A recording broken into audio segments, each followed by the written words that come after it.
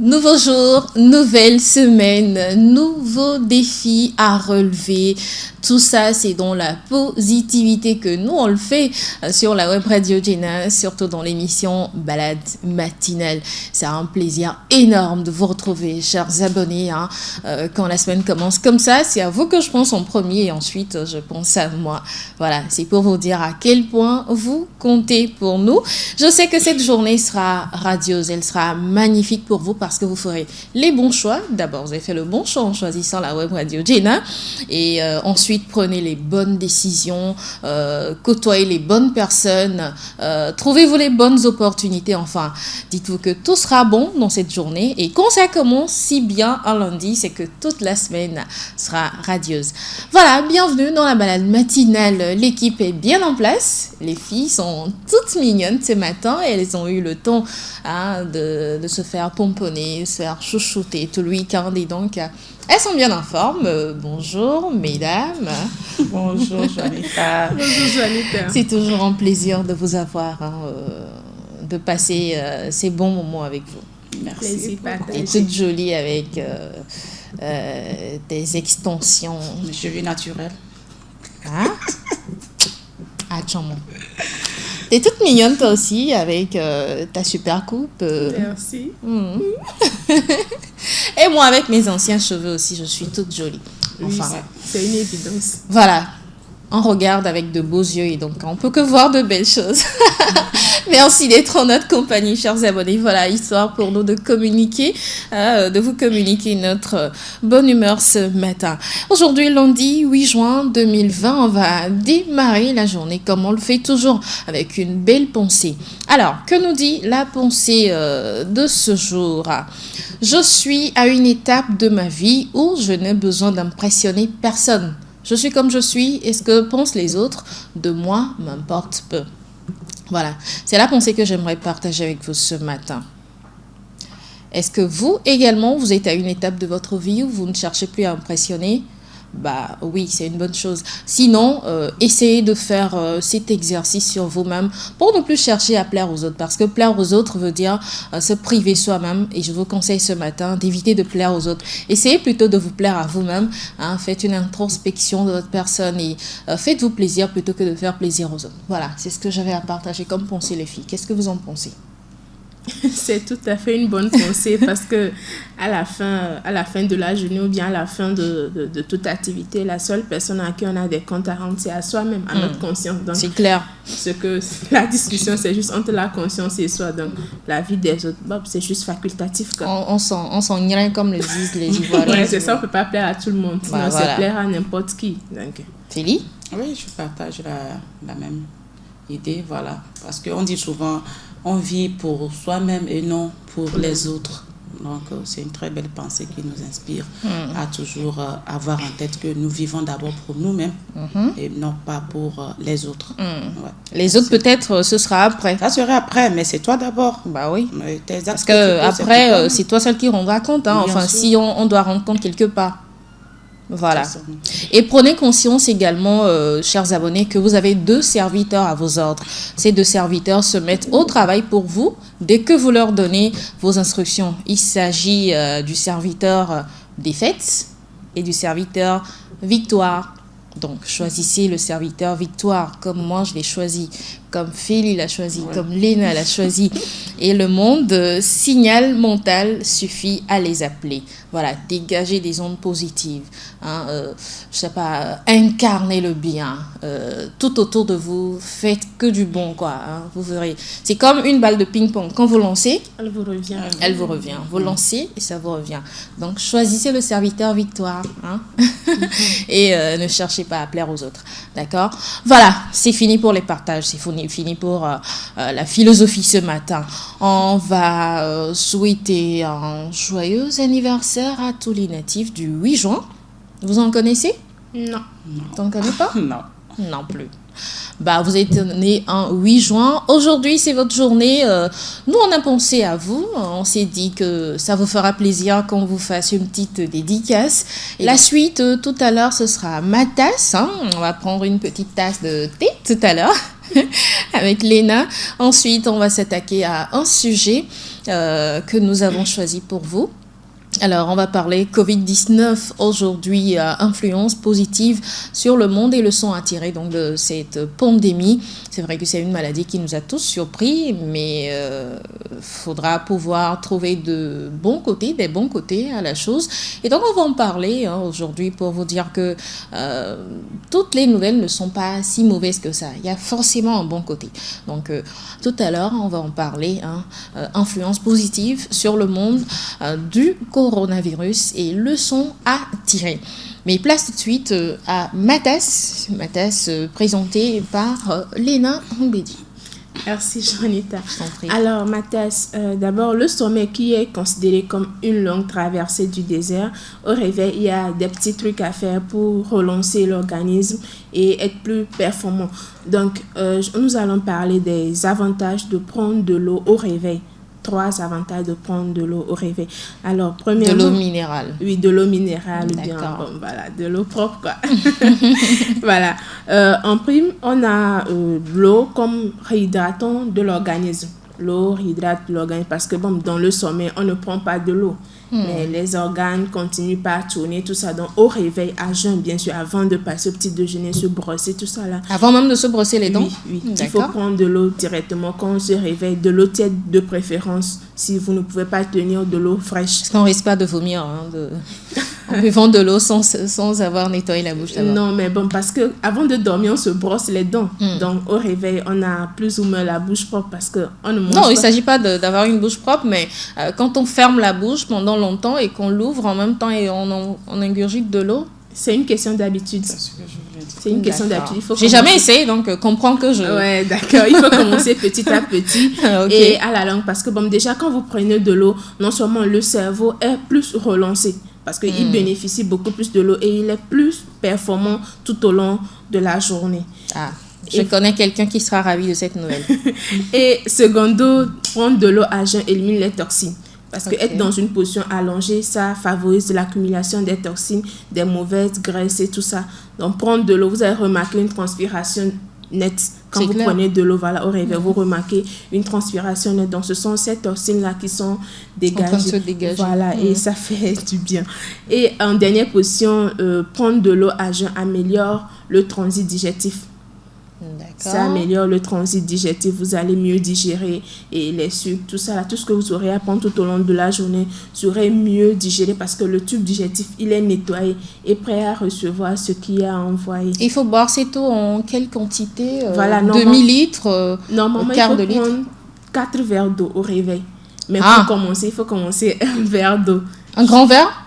Oui. 4 grands verres d'eau au réveil. Parce que ça agit aussi comme un coupe-faim. Pour ceux qui n'ont pas l'habitude de manger au réveil, le petit déjeuner, ceux qui sautent le petit déjeuner, il est préférable de prendre de l'eau. Ah, mais c'est pas bien de sauter le petit déjeuner, parce que c'est le repas le plus important. Voilà. Oui, mais il faut noter qu'il y a des gens qui ne tiennent pas trop le petit déjeuner. Soit c'est parce qu'ils sont trop pressés ou bien c'est parce que quand ils prennent le petit déjeuner tout au long de la journée, ils se sentent, je sais pas, engourdis, un peu paresseux, tout ça là. Donc, ils peuvent faire sauter le petit déjeuner.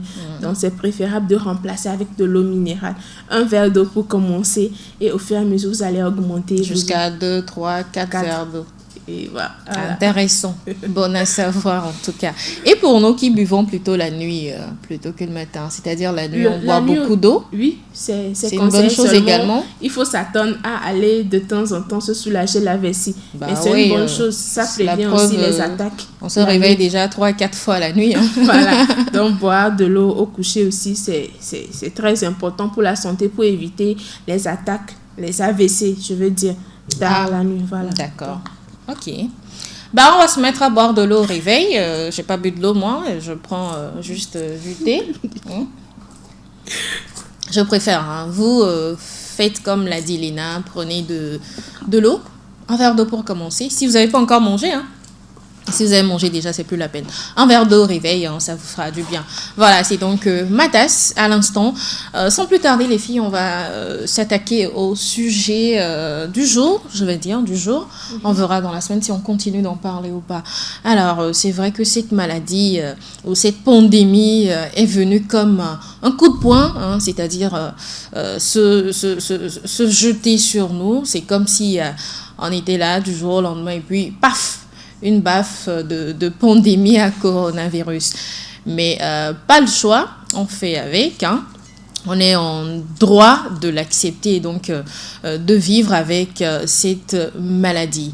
Mais jusque-là, on ne voit que le côté négatif de la chose, c'est-à-dire les gens qui meurent, les gens qui sont confinés, les activités qui sont ralenties, il n'y a même plus d'activités sportives. Quant au boulot, il y en a qui font des roulements et donc on ne travaille plus en plein temps. Il y en a même qui ont perdu leur boulot avec cette histoire de coronavirus, c'est-à-dire on voit beaucoup plus le côté négatif de la chose. Alors, moi, cette semaine, j'aimerais qu'on s'attaque beaucoup plus au côté positif de la chose. C'est-à-dire, le coronavirus, c'est vrai, ça a fait du boucan, ça a fait du mal, mais il y a forcément des bienfaits de cette maladie, n'est-ce pas les filles?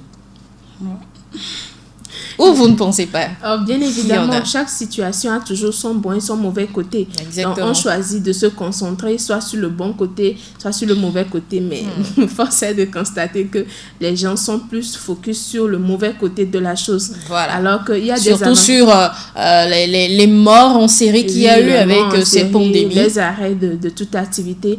Mais en même temps, il faut voir qu'avec cette pandémie-là, même si je ne soutiens pas, c'est une bonne chose, il faut aussi remarquer qu'il y a diminution de la pollution.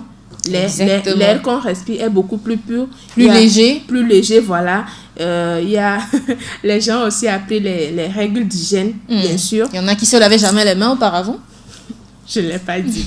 Les gens ont appris les règles d'hygiène, comment mieux traiter l'environnement, comment prendre soin de l'environnement pour sa santé. Exactement. Parce que maintenant, quand on sort, on voit que la rue, elle est propre, tout est nickel. Et tout le monde fait un effort d'être propre pour protéger aussi son prochain. Donc, je peux dire que ça, déjà, c'est un bon côté. Et il faut également relever que beaucoup de personnes ne font plus dans l'excès, ils font plus dans l'abus. Oui. C'est-à-dire quelqu'un qui auparavant peut se lever le matin et prendre son petit déjeuner avec 5 croissants, prendre un grand bol de cacahuètes par exemple le matin. À ce jour, c'est plus le cas, hein. Les gens font juste le minimum parce qu'on ne sait pas de quoi sera fait demain. Voilà, et moi je vais également dire, c'est vrai que cette maladie nous a vraiment surpris et on était vraiment étonnés par cette pandémie, voilà, qui a fait vraiment rage partout dans le monde entier. Et comme vous l'avez dit, on ne voyait que ce côté négatif là, en oubliant qu'il y a aussi des bienfaits que le Covid-19 nous a apporté. Voilà. Ouais. Quand moi je prends d'abord sur le côté religieux, quand on veut parler de la positivité sur le côté religieux, je pense que ça a permis à tout le monde, à tous les croyants, quelle qu'en soit ta religion, à renforcer encore ta croyance en Dieu, à savoir que vraiment Dieu, il existe et Dieu est capable de tout. Pourquoi tu dis ça? Je dis ça parce que sans la volonté de Dieu, cela n'aurait pas pu être comme ça. Voilà. Et je peux dire que ça nous apprend, tous humains, tous croyants, à se dire que oui, l'homme n'est rien. Exactement. Quand tu as en tête que l'homme n'est rien, je pense que c'est maintenant qu'il faut, je sais pas, mettre ça en pratique, bien expérimenter cela. Maintenant, en fait, quand on quitte ce côté religieux et qu'on passe par le côté sanitaire, c'est vrai, comme Léna l'avait dit, cette maladie nous a appris pour je vais dire ces pays ou ces familles-là qui trouvaient que être trop propre n'était pas bien. Cette maladie nous a appris les règles d'hygiène, à être propre chez soi, en ville. Arranger la chambre. Arranger la chambre, à aider même autrui à être propre. Voilà, ça nous a appris vraiment sur ce côté sanitaire-là, que la propriété est d'abord, comment je vais dire, le premier point d'un être humain. Voilà. Maintenant, si on veut parler maintenant du côté social, en grosso modo, voilà, je dirais que ça a également... Ça a resserré les liens. C'est ça, je vais dire. Voilà, ça a entre resserré les liens, l'amour entre les humains, quand on prend socialement. Aujourd'hui, on s'aime. Parce que si tu ne t'aimes pas, tu ne vas pas te protéger pour Et ne pas protéger, contaminer ton l'autre prochain. ou bien et protéger l'autre. Donc, ça a relié les liens amoureux entre tous les êtres humains. Maintenant, parler aussi du couple aussi, ça a plus encore relié l'amour dans les couples. Voilà, je ne dis pas attention, tous les là couples. aussi, il y a des couples Oui, c'est ça, je dis, je ne qui dis ont pas eu des tout. crises à travers cette Je ne maladie. parle pas de tous les couples, mais certains, parce qu'il y en a d'autres qui ont eu des nouvelles choses dans leur relation amoureuse qu'elles ne s'attendaient pas, peut-être. Donc, cette maladie a permis à chaque couple, peut-être, à certains couples, de se rattacher à leur conjoint et tout ça, et même avec leurs enfants. Vous voyez? La preuve, il y a certains enfants qui ne passaient pas beaucoup de temps avec les parents, mais ce phénomène a permis qu'on puisse être en confinement et rester avec nos enfants, nos femmes, Les nos maris et tout connaître. ça, les connaître davantage, parce qu'il y avait certains comportements que nos enfants affichaient peut-être à l'école qu'ils ne l'affichaient pas à la maison. C'est clair. Ça nous a permis à connaître ce que nos enfants sont capables de faire et ce qu'ils ne sont pas capables de faire. Bon, je m'arrête là. Pour l'instant, Pour l'instant, ouais. Et si vous nous rejoignez, merci de le faire. Nous sommes dans la balade matinale sur la web radio Jenna. Chers abonnés, vous, qu'est-ce que vous en pensez? Le coronavirus a apporté une influence positive sur notre société ou les bienfaits, on va dire, de cette maladie. Après, on tirera des leçons, c'est clair. Mais si vous avez des idées, envoyez-nous donc ces idées-là sur le 90 13 89 94. Voilà, 90 13 89 94. Alors, moi, personnellement, je pense que le corona a beaucoup de bienfaits. À commencer par le temps qu'on donne maintenant au temps. C'est-à-dire... vous avez un projet. Avant le corona, avant mars, ça a démarré en mars chez nous. En mars. Avant mars, tout le monde avait des projets. Oui. Soit des projets de voyage, des projets d'entrepreneuriat, des projets de fiançailles, des projets de mariage, enfin, plein de projets. Et puis des idées qui étaient en ébullition dans la tête, mais finalement, on n'a pas eu le choix. On s'accorde le temps. Voilà, on a donné du temps au temps pour que passe la pandémie et pour qu'ensuite on puisse se consacrer maintenant à nos projets. C'est-à-dire qu'on a su mettre une pause en fait. Voilà. On a su tout arrêter et se dire que voilà, après la pandémie, on pourra le faire. Chose qu'on n'a pas l'habitude de faire. Oui, non, c'est-à-dire, ce matin, en temps normal, je ne pense pas que je prendrais du temps peut-être à partager quelques mots avec maman avant de partir de la maison, ou même à lui dire, ah, mais si on faisait ci plutôt que ça, ou si... C'est-à-dire, on a le temps maintenant de discuter avec ses proches. C'est ça. Donc, c'est vrai, non? Oui, parce que bon, maintenant, avec cette pandémie-là, je peux dire qu'on a pu, toucher du doigt l'essentiel. Parce que c'est vrai, comme tu le disais, on a plein de projets en ébullition, on était dispersés dans la tête.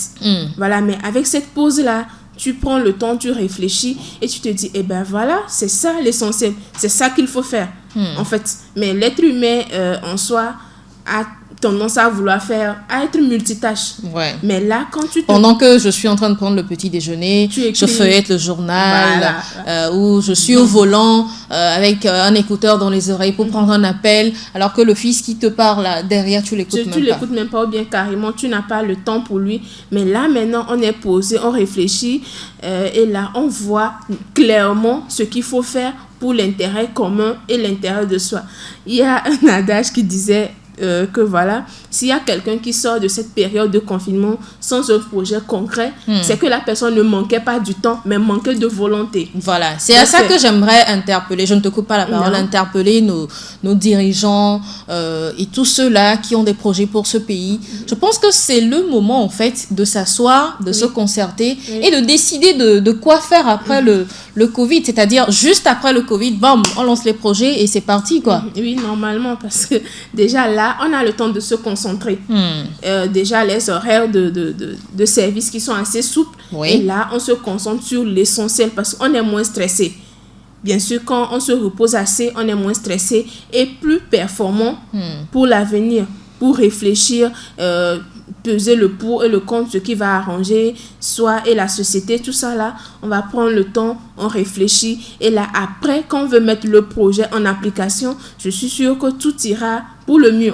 Parce qu'on aura pris tellement de temps pour y réfléchir. Voilà, que tout est déjà tout tracé, quoi. Tu avances et puis ça ne prend plus du temps. La réalisation se passe comme sur des roulettes. Finalement, le ou la Covid, je m'en fous. Voilà. Covid-19. Voilà. c'est pas, finalement, c'est pas une mauvaise chose en soi, on va dire. Hein. Félicité. Oui, je dirais... Pas tellement. Non, enfin, moi je pense, hein, parce qu'on a prédit des millions de morts, des milliers de morts. Aujourd'hui, on est à quoi? On est à moins de 500 000 morts avec ce coronavirus. Les derniers chiffres étaient approximativement à 300 et quelques, 300 et quelques mille. Donc, je ne dirais pas qu'on a atteint le seuil même de décès déjà. Non. C'est vrai, il y a eu des morts. Non, il y a eu des morts, mais dire que c'est pas totalement une mauvaise chose, c'est ce qui me fait... S'il fallait sacrifier 300 000 ou 500 000 morts pour que la planète se rende compte de l'essence, même de notre existence. Pour ce sens, je dirais oui. Pour ce sens, je dirais oui, parce que tôt ou tard, nous mourrons. Ouais, donc, faire un sacrifice, je pense que c'est une bonne chose. Et puis... Tenez-vous bien, on est tous égaux maintenant. Hein. Ah oui. Riches, pauvres, présidents, mendiants, fous. Je venais même à là comme ça. D'accord. Donc, je dirais qu'un point encore très positif que je vais dire pour nous, Africains, je pense que ce Covid nous a permis de reconnaître nos valeurs, de reconnaître nos richesses, de savoir d'où nous venons. Parce que je sais pas tous les Africains, mais je vais dire certains Africains pensaient que non, c'est la peau blanche qui est capable de tout au monde. Pourtant, c'est faux. Vous voyez que cette pandémie, elle a plus épargné les Noirs. Oui, elle a plus épargné les Noirs. Et les Noirs sont restés face à ça, sans crainte, je vais dire, si vous me permettez.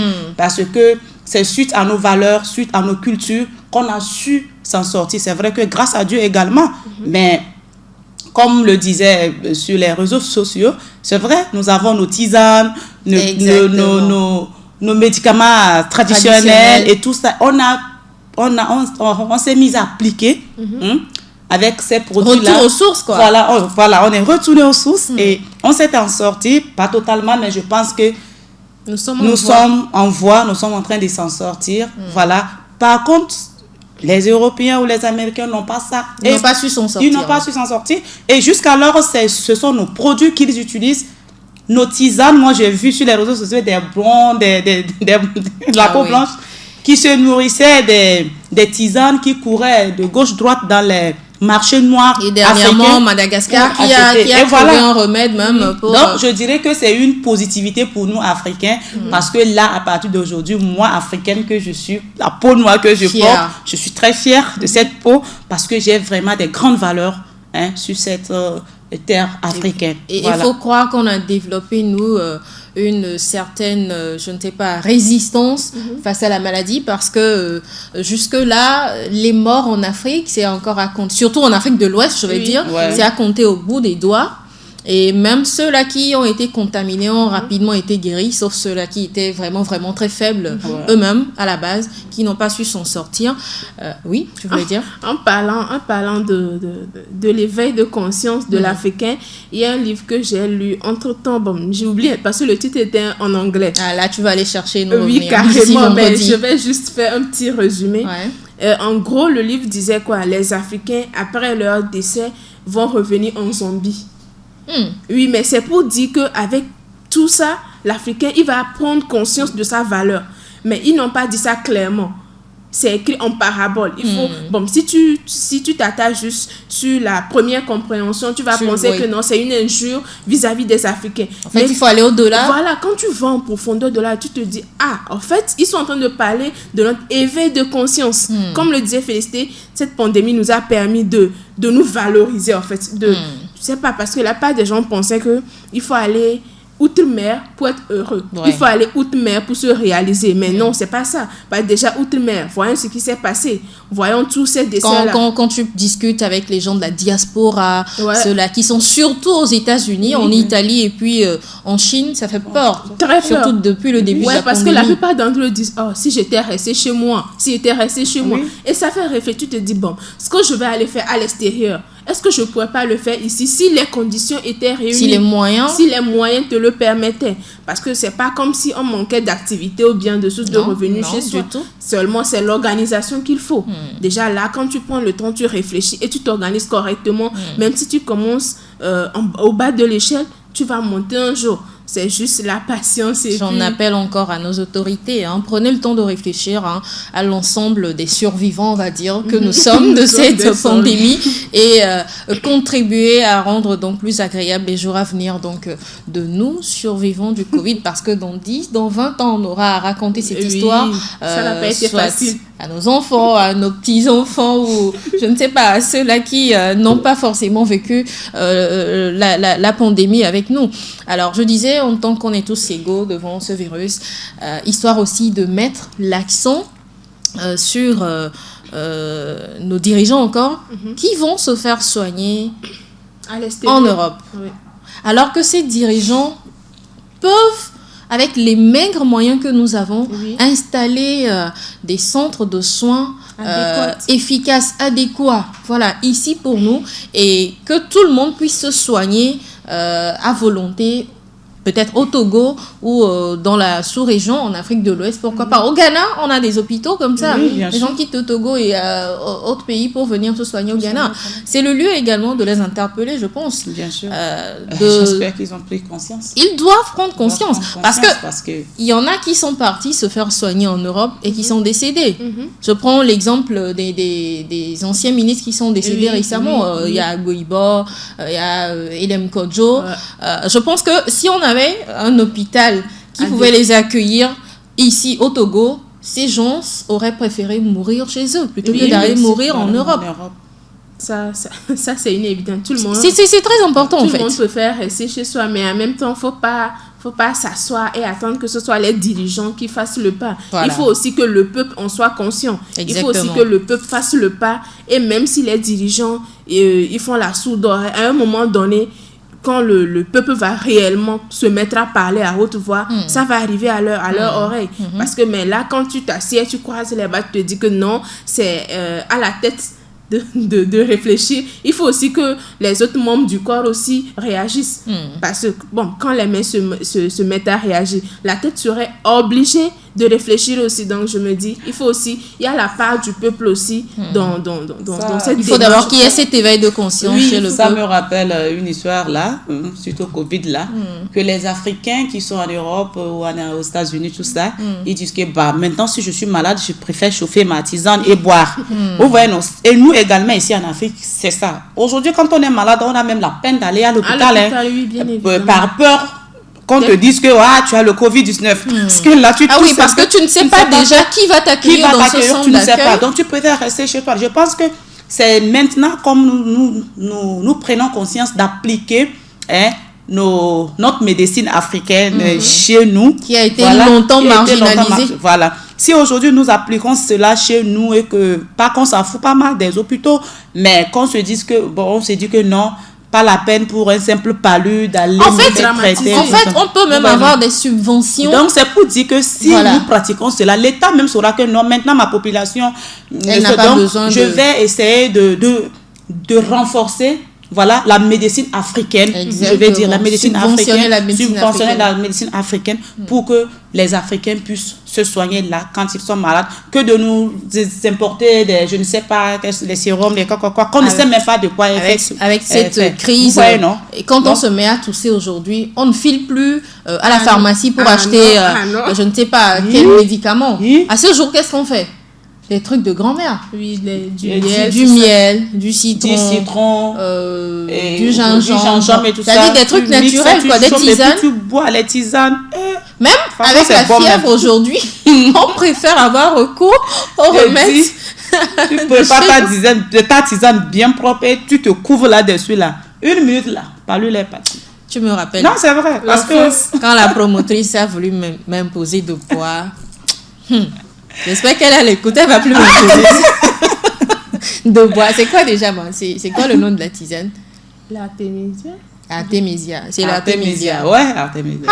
Moi je suis bien contente quand on me dit de boire artémisia. Bien sûr, ça fait du bien, ça fait du bien. Moi qui n'aimais pas les médicaments. Faut aller boire. Oh, moi je bois. Artémisia, jour. très amère. Oui, mais c'est beau. Non, boire. mais la médecine africaine, elle est toujours amère. Hein. Sérieux. C'est un peu ça le Oui. blocus. Hein. Quand les grands-mères Ouais. mélangent toutes ces herbes-là, tout ça, là, déjà l'odeur, même franchement, c'est. Merde. Voilà. Ouais, je me rappelle, j'ai fait une crise d'ulcère. J'étais au nord et j'étais à Cara et donc loin des parents et tout. La copine qui m'hébergeait a dit Juanita, je vais te faire un produit, c'est assez amer, mais dans les 15 minutes, tu seras soulagée. Et tellement j'étais mal, j'ai pas eu le choix. Hein. J'ai juste ouvert la bouche, elle a envoyé et j'ai avalé. Oh, Berk! C'était amer, pas possible. Mais tenez-vous bien, après 10 minutes, qu'est-ce que je dis, même moins de 10 minutes, j'étais debout, je festoyais, quoi. Parce que bon, tu vois. Ça a marché en Voilà. fait. Ça a marché. On parle de la médecine, on oublie aussi notre alimentation. On a pris conscience de manger africain maintenant. Exactement. Manger africain. Plutôt que de Donc, manger voilà, des plats importés. grâce au Covid, on n'est plus à s'attacher sur les boîtes de conservation importées de la Chine, ou je ne sais pas. Aujourd'hui, là, nos poissons de mer, on les mange. Nos sauces africaines, voilà, les feuilles, entre-temps. Les légumes. On parlait des de chez nous. légumes très amers. Voilà, il y a des légumes très amers, là, je ne connais pas le nom en français. Comment ça s'appelle? Ici, on appelle ça aloma. Aloma. Aloma. Oui. Ouais, non? Oui. Aujourd'hui, dans chaque famille, ici au Togo, On consomme je aloma. peux dire que tout le monde consomme. Ah oui. Tout le monde consomme. Et puis ça nous fait des Et voilà. économies. Même si les gens ne s'en rendent pas compte sérieusement, cette histoire. On est même obligé de faire cette économie Oui, parce on que tu écono- sais pas de quoi elle fait Tu vas demain. pas faire voilà, économie, c'est- tu vas bouffer tout Certains ton ne s'en argent. rendent pas compte, mais sérieusement, ce sont des économies. Et puis, bon, la maison, les tâches ménagères qu'on reportait à demain parce qu'on était trop fatigués. Tellement les chambres sont bien rangées aujourd'hui. Oh, je te- Alléluia. Même les vêtements, les chambres, tout ça, là, Tout ça est nous propre. dit merci, quoi. Donc voilà, il y a vraiment... Et surtout ce lien qui s'est recréé entre les les familles. Les familles, moi, c'est ce qui m'importe Ouais. plus. Ouais. Parce qu'il y a Ça fait maintenant chaud au cœur. l'amour entre...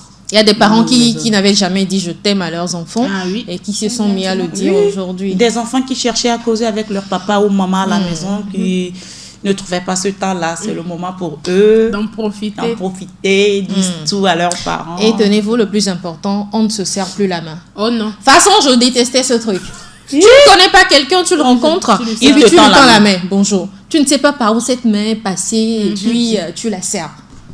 Ah, Dieu merci. Mais Dieu là- merci, Ouais. franchement, quoi. C'est de ces habitudes qui ont été proscrites qui me font, moi, personnellement, je ne sais pas, je dis waouh, quoi. Félicitations au Covid-19. Ah oui. Ah non, pas félicitations. Faudrait pas que ça dure trop. Mais seulement, il faudrait que les gens... Bon, tirent le sens de ça. déjà, on est en train de sortir du confinement. Oui, donc, C'est vrai qu'il n'y a pas encore un remède où tu vas à la pharmacie, où tu t'achètes et tu te soignes.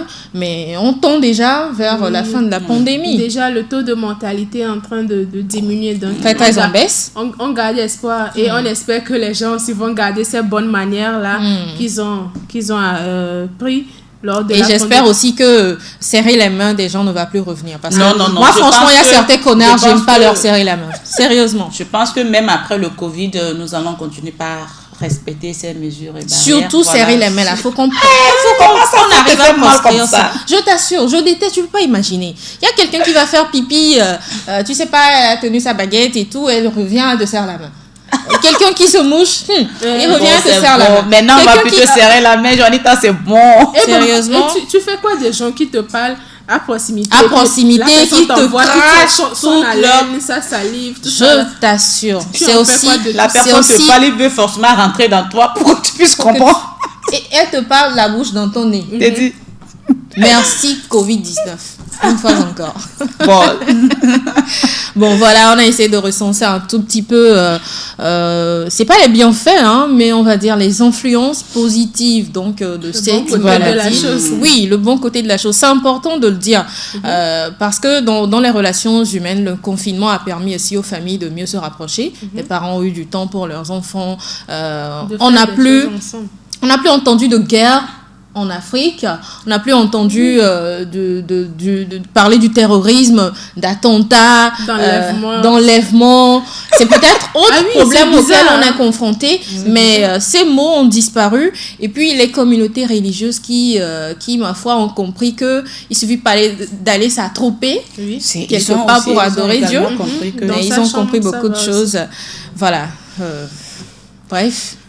Le Covid n'est pas si mauvais que ça en soit. Ça a permis une prise de conscience, on va dire, des populations. Et je crois que ça, c'est à garder dans les mémoires. Les filles, on arrive à la fin de cette émission. Comment est-ce qu'on va conclure aujourd'hui? C'est vrai qu'on va revenir là-dessus, mais on va conclure sur l'influence positive donc, du Covid-19.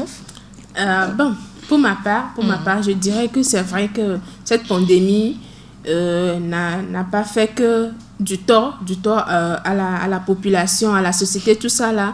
Ça a aussi permis au globe de respirer. Ça nous a appris à respecter la terre sur laquelle nous marchons, la terre qui nous a vu naître et qui nous verra mourir. Ça nous a aussi permis de pouvoir passer du temps avec les personnes qui comptent pour nous, mieux les connaître, mieux leur témoigner notre affection. J'invite tout le monde à garder ces valeurs-là parce que c'est super important, les liens resserrés, tout ça là, de pouvoir se connaître, se respecter et surtout respecter soi-même afin de pouvoir protéger les autres. Félix? Ouais, et parlant de conclusion suite à cette influence positive du Covid, moi je vais dire que ça nous a d'abord permis à prendre conscience sur tous les côtés de notre vie parce que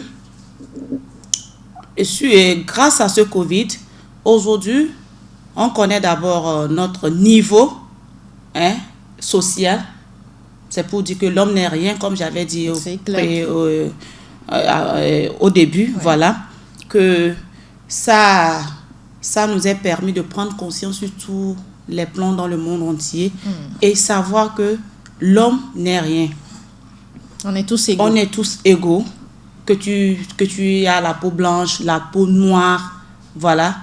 C'est vrai que ça a fait des dégâts, mais ça nous pousse aujourd'hui à marcher sur une bonne voie, à respecter autrui comme soi-même. Voilà, comme on a tout dit, parlant des positivités, ça a permis les liens sociaux, je vais dire, et tout ça. Donc, selon moi, c'est un bienfait. Donc, on va dire en avant Covid. Non, pas en avant. Non. Je te taquine. Non, je te taquine en fait. Merci les filles. Merci également à vous, chers abonnés. On revient forcément sur le sujet dans la semaine. Et on va dire que ce tueur silencieux, c'est-à-dire le Covid ou la Covid, comme vous voulez, dont on avait peur depuis un moment. Paradoxe, aujourd'hui, on arrive à savourer quelques bons côtés de la chose. Maintenant, on peut espérer passer à une prise de conscience après le Covid, se rendre compte que devant la mort, on est tous égaux d'abord, et puis se dire que garder pour soi toute notre richesse, ça ne sert à rien en fait. Il faut savoir redistribuer les richesses, savoir recréer des liens de fraternité entre nous, savoir prendre soin de nous et de notre prochain et prendre également du temps pour nous.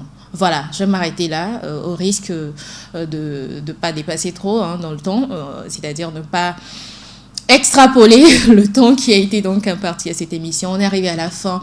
Merci d'avoir choisi de passer ces 40 minutes avec nous. Je vous souhaite une excellente semaine, toujours dans la positivité, c'est important, comme je l'ai dit au tout début. Choisissez le serviteur victoire. C'est mon conseil pour vous.